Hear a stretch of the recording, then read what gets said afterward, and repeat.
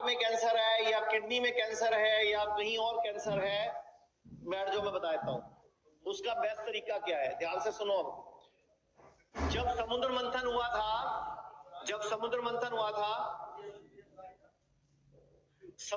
हुआ था तो कौन से भगवान प्रकट हुए थे? हम दिवाली से पहले दिन भी बनाते हैं उनका, शॉपिंग भी करते हैं दिवाली से पहले। क्या शॉपिंग करते हैं हम?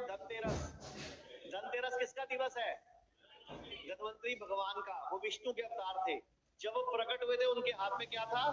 अमृत कलश। अमृत की बूंद मैंने बता दी कहां टपकी थी। इसीलिए जब आप घर में पूजा होती है तो घास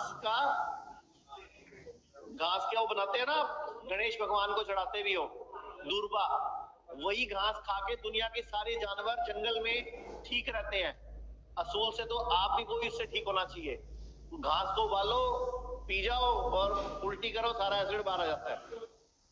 कई लोग करते हैं।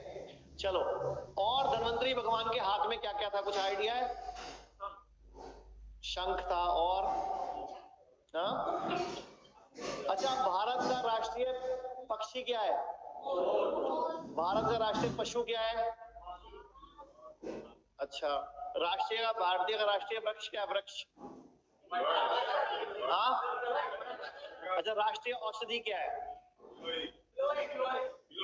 गिलोय। धन्वंतरी भगवान जब प्रकट हुए थे उनके एक हाथ में गिलोय था। और आप लोग पूछते हो बुखार में सिर पे चढ़ गया, नहीं चढ़ता। अगर आप गिलोय पियोगे तो कभी नहीं चढ़ेगा। गिलोय पूरी दुनिया में रिसर्च हो चुकी है, गिलोय से अच्छा एंटीबायोटिक एंटीवायरल कोई नहीं है। ठीक है। और उनके एक हाथ में कुछ और भी था। एक हाथ में गिलोय था, एक हाथ में और क्या था? बताओ जल्दी। हाँ, लीच। क्या नाम है आपका? खड़े हो जाओ सर, खड़े हो जाओ। हाँ, इनके लिए तालियां बजाओ सब लोग। उनके एक हाथ में था लीच, जिसको बोलते हैं जोंक होता है ना, लीच। तो जोंक, दुनिया में रिसर्च हो चुकी है कि जोंक से अच्छा कोई भी कैंसर को खत्म करने का जीव नहीं है।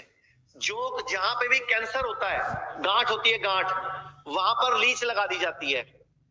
वो सारा गंदा खून चूस लेती है। आप पता नहीं क्यों कीमोथेरेपी, रेडियोथेरेपी कराते रहते हो, जबकि जोंक से गंदा खून खत्म किया जा सकता है, गंदगी खत्म की जा सकती है। लेकिन हमें कोई बताता नहीं। एलोपैथी वाले तो गलती से भी नहीं बताते।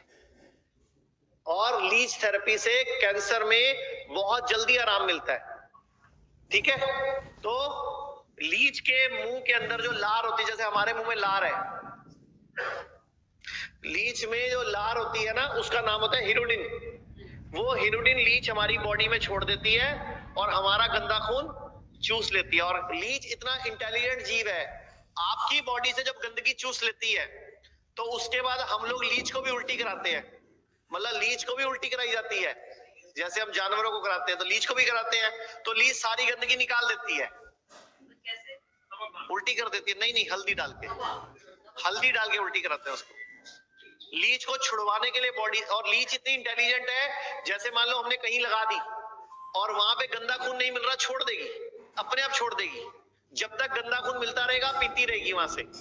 तो इतना अच्छा ट्रीटमेंट कैंसर का पॉसिबल है। और लोग ब्रेस्ट रिमूव करा देते हैं, कोई सिर का ट्यूमर की गांठ रिमूव करा देते हैं। प्रॉब्लम यह है, भारत में लोगों को आयुर्वेद के बारे में नॉलेज नहीं है। अब घुटना दर्द है, हम घुटना चेंज करा लेते हैं, जबकि जानुबस्ती से घुटना ठीक हो सकता है। रीढ़ की हड्डी है, ऑपरेशन करा लेंगे, लेकिन हम कटिवस्ती नहीं कराएंगे, पृष्ठवस्ती नहीं कराएंगे, ग्रीवावस्ती करा लेंगे तो भी ठीक हो जाएगी।